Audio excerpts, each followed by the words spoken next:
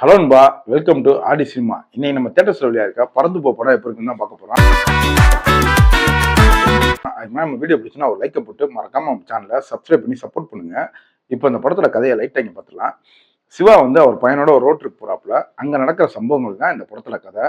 இப்போ அந்த படத்துல பெரிய பாசிட்டிவே என்னன்னா நம்ம டைரக்டர் ராமு தாங்க. என்னமா மனுஷன், அவரால் தங்க மீன்கள் மணிக்கு ஒரு படமும் கொடுக்க முடியுது, ஃபன்ஃபில்டா ஒரு மூவியும் கொடுக்க முடியுதுங்க. இதுல சிவா வந்து அவராவே தான் நடிச்சிருக்காப்புல. நம்ம கூட என்ன நினைச்சோம், ராம் இவரை வந்து கஷ்டப்பட்டு வேலை வாங்கி அப்படி இப்படின்னு உருக்கமா நடிக்க வச்சிருப்பாப்புல அப்படின்னு நினைச்சோம். ஆனா இந்த படமே ஒரு கலகலன்னு படங்க. துன்பங்களை மறந்து ஜாலியா இருக்கிறதுக்கு போய் தேட்டர்ல ஃபேமிலியோட பார்க்கறதுக்கு ஒரு தரமான படங்க.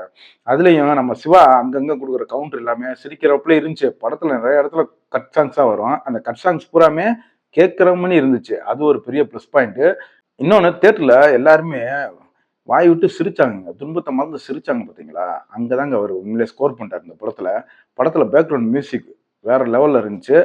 ஆனா என்ன, எவ்வளவுதான் மியூசிக் நல்லா இருந்து பாட்டு எல்லாமே நல்லா இருந்தாலும் நம்ம தலைவர் யுவன் சங்கர் ராஜா மிஸ் பண்ணேன். இதுவே இந்த படத்துக்கு அவர் மியூசிக் போட்டிருந்தா எப்படி இருந்திருக்கும்னா இன்னும் ஒரு படி மேலேயே போய் வந்திருக்கும். அப்படிதான் எனக்கு தோணுச்சு. அதுலயும் நம்ம முத்துக்குமாரை யாருனாலையும் மறக்க முடியாது. அவரோட வரிகள் இருந்துச்சுன்னா இன்னும் கொஞ்சம் படத்துக்கு பலமாவே அமைஞ்சிருக்கும். பாவம் அவரையும் இழந்துட்டோம் நம்ம. அது ஒரு மனசுக்கு வருத்தம் தக்க செய்யாச்சு.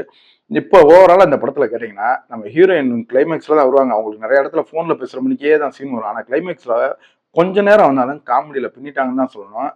எல்லாமே ரசிக்கிற மாதிரி தான் இருந்துச்சு. இப்போ இந்த படம் உங்களுக்கு தியேட்டர்ஸ்ல அவைலபிள் இருக்கு. கண்டிப்பா போய் ஃபேமிலியோட ட்ரை பண்ணுங்க. சின்ன பிள்ளைங்க இருந்தாலும் கண்டிப்பா கூட்டு போங்க. ரொம்ப கனெக்ட் ஆகும் இந்த படம் உங்களுக்கு. சின்ன பிள்ளைங்களோட உட்காந்து பார்த்தீங்கன்னா இதே மணி விமர்சனங்களுக்கு நம்ம சேனலை மறக்காம சப்ஸ்கிரைப் பண்ணி சப்போர்ட் பண்ணுங்க.